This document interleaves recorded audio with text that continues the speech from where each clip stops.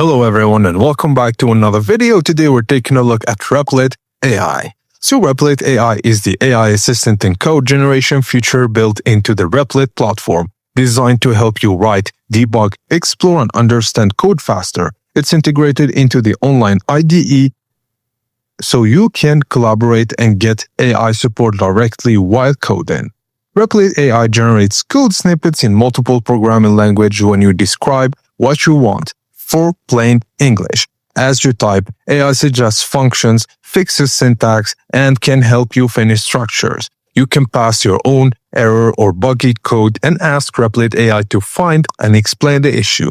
It's great for beginners and it explains concepts like loops, functions, and classes in simple language. In Replit projects, AI suggestions appear alongside your teammates' edits, and AI can generate scaffolding for functions, API endpoints, HTML templates, and even basic backend code.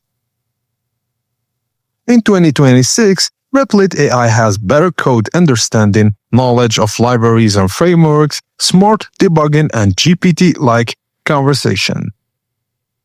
Now let me tell you what users like about Replit AI. It saves time, it's great for beginners, works in browser and supports many languages, and even collaboration friendly. But on the other side, it's not perfect for complex code and it has an over-reliance risk.